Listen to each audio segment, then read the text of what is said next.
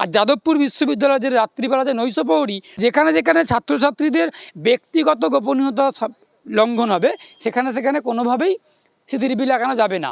আমি ধরো একজন ছাত্র বিশ্ববিদ্যালয়ের, আমি আমার বান্ধবীর সঙ্গে কোনো কারণে হাত ধরে একটা ক্যাম্পাসের মধ্যে একটা গলায় হাত দিয়ে হোক বা তাকে আমি তার হাতে হাত ধরে হোক আমি একটা ক্যাম্পাসের মধ্যে বসে আছি বা গল্প করছি বা আমি কিছু আমার নিজের একটা শারীরিক নিজের মতো করে কিছু করছি, আমার সেই গোপনীয়তাটা কেন লঙ্ঘন হবে কেন? প্রকাশ্য স্থানে লাগাতেই পারে সিসিটিভি ক্যামেরা, আমাদের কোথাও কোনো আপত্তি নেই, কোথাও কোনো আমাদের আপত্তি নেই। যদি এখন দেখা যায় বাথরুমের গেট যেখানে তার মুখোমুখি সিসিটিভি লাগিয়ে দিল, সেটা কি কখনোই প্রত্যাশা করা যায়? সেটা কি উচিত? ওটা তো অনুচিত, ওটা তো নিয়ম বিরুদ্ধ, নীতিবিরুদ্ধ। আমরা এসএফআইয়ের যারা বামপন্থী ছাত্র যুব কমরেডরা আছি বামপন্থীরা, আমরা ওই কথাটাই বলেছি যে যেখানে যেখানে ব্যক্তিগত স্বার্থ লঙ্ঘিত হবে সেখানে কোনোভাবে ব্যক্তিগত গোপনীয়তার স্বার্থ লঙ্ঘিত হবে সেখানে কোনোভাবে সিসিটিভি লাগানো যাবে না, এটা আমাদের দাবি। কিন্তু প্রকাশ্য স্থানে লাগাতেই পারে, লাগাক না।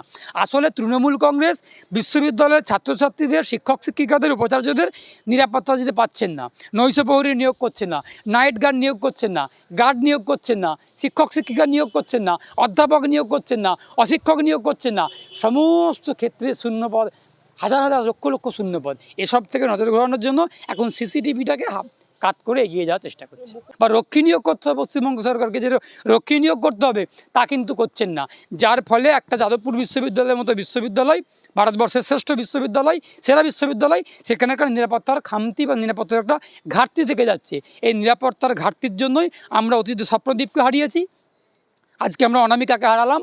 ছাত্রী যে একটা অস্বাভাবিক মৃত্যু হয়েছে সেই ঘটনাটা আমরা প্রত্যেকেই জানি, পুলিশ কি বলেছেন সেটাও আমরা জানি। কিন্তু আমরা যেটা দেখেছি আজকের যে আমরা পত্রিকাতে আমি দেখলাম, একটা বহুল প্রচারিত পত্রিকায় দেখলাম, নাম বলছি না, যেখানে ময়নাতদন্তের রিপোর্টে জানতে পারা গেছে যে জলে ডুবেই ছাত্রীর মৃত্যু হয়েছে। কিন্তু জলে ডুবেও যদি ছাত্রীর মৃত্যু হয়, এই মৃত্যুটাও কখনো কাঙ্ক্ষিত না, প্রত্যাশিত না এবং স্বাভাবিক না। তার কারণ বিশ্ববিদ্যালয় চত্বরের মধ্যে একটা নিরাপত্তা থাকবে, নিরাপত্তা রক্ষী থাকবেন, এটা স্বাভাবিক। কিন্তু আমরা দেখছি দিনের পর দিন, বছরের পর বছর, শুধু যাদবপুর বিশ্ববিদ্যালয় নয়, পশ্চিমবঙ্গের একাধিক বিশ্ববিদ্যালয়ে সরকারির নৈশপ্রহরী নেই, নাইট গার্ড নেই, বিশ্ববিদ্যালয়ের রক্ষী নেই। এই রক্ষীগুলোর নিয়োগ করার দায়িত্ব কার? পশ্চিমবঙ্গ সরকারের, শিক্ষা দপ্তরের। পশ্চিমবঙ্গের সরকার, শিক্ষা দপ্তর ব্রাত্য বসু যাদবপুরে গিয়ে গণ্ডগোল বাঁধিয়ে একটা দাঙ্গা হাঙ্গামা করে ছাত্রকে খুন করার চেষ্টা করবেন অ্যাক্সিডেন্ট করে, সেসব ঘটনাগুলো ঘটিয়ে বেড়াচ্ছেন। আর যাদবপুর বিশ্ববিদ্যালয়ের যে রাত্রিবেলা যে নৈশপ্রহরী বা রক্ষী নিয়োগ করতে হবে পশ্চিমবঙ্গ সরকারকে, যে রক্ষী নিয়োগ করতে হবে তা কিন্তু করছেন না, যার ফলে একটা যাদবপুর বিশ্ববিদ্যালয়ের মতো বিশ্ববিদ্যালয়, ভারতবর্ষের শ্রেষ্ঠ বিশ্ববিদ্যালয়, সেরা বিশ্ববিদ্যালয়, সেখানকার নিরাপত্তার খামতি বা নিরাপত্তার একটা ঘাটতি থেকে যাচ্ছে। এই নিরাপত্তার ঘাটতির জন্যই আমরা অতীতে স্বপ্নদীপকে হারিয়েছি, আজকে আমরা অনামিকাকে হারালাম, আমাদের যাদবপুর বিশ্ববিদ্যালয়ের ছাত্রীকে আমরা হারালাম।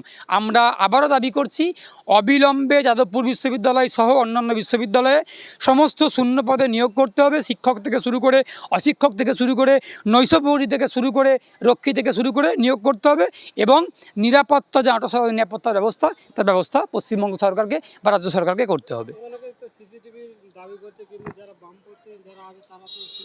এসব বানানো গল্প, এসব সাজানো গল্প, এই ছলে বলে কৌশলে তোমাদের কাজ হচ্ছে সব কিছু বামপন্থীদের ঘাড়ে ঠেলে দেওয়া। তৃণমূল যেমন ঠেলে দিচ্ছে, বিজেপিও তেমন ঠেলে দিচ্ছে, তোমরা সংবাদ মাধ্যমের একাংশ বামপন্থীদের ঘাড়ে ঠেলে দেওয়া হচ্ছিলো। আমরা বামপন্থীরা বলেছি যেখানে ছাত্রছাত্রীদের ব্যক্তিগত গোপনীয়তার স্বার্থ জড়িত রয়েছে সেই সব জায়গাতে সিসিটিভি ক্যামেরা লাগানো যাবে না। এটা একাধিক জাজমেন্টে, সুপ্রিম কোর্ট, হাইকোর্ট একাধিক জাজমেন্টে বলা আছে যে যদি এমন জায়গায় সিসিটিভি ক্যামেরা লাগানো যাবে না যেখানে নাগরিকের বা সাধারণ মানুষের বা ব্যক্তিগতভাবে ব্যক্তিগত গোপনীয়তার স্বার্থ লঙ্ঘিত হবে, এমন জায়গাতে সিসিটিভি ক্যামেরা লাগানো যাবে না। আমরা বামপন্থীরা, বাম ছাত্ররা ওই কথাটাই যাদবপুরের ক্ষেত্রে বলেছে, এসএফআই ওই কথাই বলেছে যে যেখানে যেখানে ছাত্রছাত্রীদের ব্যক্তিগত গোপনীয়তা লঙ্ঘন হবে সেখানে কোনোভাবেই সিসিটিভি লাগানো যাবে না। আমি ধরো একজন ছাত্র বিশ্ববিদ্যালয়ের, আমি আমার বান্ধবীর সঙ্গে কোনো কারণে হাত ধরে একটা ক্যাম্পাসের মধ্যে একটা গলায় হাত দিয়ে হোক বা তাকে আমি তার হাতে হাত ধরে হোক আমি একটা ক্যাম্পাসের মধ্যে বসে আছি বা গল্প করছি বা আমি কিছু আমার নিজের একটা শারীরিক নিজের মতো করে কিছু করছি, আমার সেই গোপনীয়তাটা কেন লঙ্ঘন হবে কেন? প্রকাশ্য স্থানে লাগাতেই পারে সিসিটিভি ক্যামেরা, আমাদের কোথাও কোনো আপত্তি নেই, কোথাও কোনো আমাদের আপত্তি নেই। যদি এখন দেখা যায় বাথরুমের গেট যেখানে তার মুখোমুখি সিসিটিভি লাগিয়ে দিল, সেটা কি কখনোই প্রত্যাশা করা যায়? সেটা কি উচিত? ওটা তো অনুচিত, ওটা তো নিয়ম বিরুদ্ধ, নীতিবিরুদ্ধ। আমরা এসএফআইয়ের যারা বামপন্থী ছাত্র যুব কমরেডরা আছি, বামপন্থীরা, আমরা ওই কথাটাই বলেছি যে যেখানে যেখানে ব্যক্তিগত স্বার্থ লঙ্ঘিত হবে সেখানে সেখানে কোনোভাবে ব্যক্তিগত গোপনীয়তা স্বার্থ লঙ্ঘিত হবে সেখানে কোনোভাবে সিসিটিভি ক্যামেরা লাগানো যাবে না, এটা আমাদের দাবি। কিন্তু প্রকাশ্য স্থানে লাগাতেই পারে, লাগাক না। আসলে তৃণমূল কংগ্রেস বিশ্ববিদ্যালয়ের ছাত্রছাত্রীদের, শিক্ষক শিক্ষিকাদের, উপাচার্যদের নিরাপত্তা দিতে পারছেন না, নৈশ প্রহরী নিয়োগ করছেন না, নাইট গার্ড নিয়োগ করছেন না, গার্ড নিয়োগ করছেন না, শিক্ষক শিক্ষিকা নিয়োগ করছেন না, অধ্যাপক নিয়োগ করছেন না, অশিক্ষক নিয়োগ করছেন না, সমস্ত ক্ষেত্রে শূন্যপদ, হাজার হাজার লক্ষ লক্ষ শূন্যপদ। এসব থেকে নজর ঘোরানোর জন্য এখন সিসিটিভিটাকে কাট করে এগিয়ে যাওয়ার চেষ্টা করছে। মুখ্যমন্ত্রী তো বলেন নিয়োগ আমি করবো, কি কিছু করলেই তো হাইকোর্টে চলে যায় কিছু লোক। আসলে মমতা বন্দ্যোপাধ্যায় মামলাকে ভয় পান, মমতা বন্দ্যোপাধ্যায় আইন এবং সংবিধানকে ভয় পান, মমতা বন্দ্যোপাধ্যায় আদালতকে ভয় পান। এই তো আইনজীবী। উনি আইনজীবী নাকি বলতে পারবো না, উনি আইনের গ্র্যাজুয়েট বা আইনের স্নাতক, এটা আমি জানি, এটা দেখেওছি, এটা অতীতে অনেক সিনিয়রদের মুখে শুনেওছি। উনি আইনের স্নাতক, আইন নিয়ে পড়াশুনো করেছেন এবং আইনজীবী হিসেবে ওনার এনরোলমেন্টও আছেন, কিন্তু উনি কিন্তু প্র্যাকটিসিং অ্যাডভোকেট নন। যাই হোক, সেটা আলাদা প্রসঙ্গ, আলাদা ব্যাপার। কিন্তু মমতা বন্দ্যোপাধ্যায় আইন, আদালত, সংবিধানকে ভয় পান, সেই জন্য উনি কোনো কিছু করার আগে নিজে থেকেই ভয়ে ভয়ে আতঙ্কে ভোগেন। এই হয়তো মামলা হলো, আসলে মামলা করার জন্য রাস্তা ওনারাই তৈরি করে রাখেন, উনিই তৈরি করে দেন। একটা নিয়োগে যদি ভুরি ভুরি হাজার হাজার কেলেঙ্কারি হয়, দুর্নীতি হয়, টাকার লেনদেন হয়, সেখানে কি মামলা হওয়াটা স্বাভাবিক নয়? আমরা বামপন্থীরা, বামপন্থী আইনজীবীরা যখন মামলা করছি হাইকোর্টে, আমরা তো দুর্নীতি নিয়ে মামলা করছি, আমরা তো স্বজন পোষণ নিয়ে মামলা করছি, আমরা তো কেলেঙ্কারি নিয়ে মামলা করছি, আমরা বেআইনি টাকার লেনদেন নিয়ে মামলা করছি।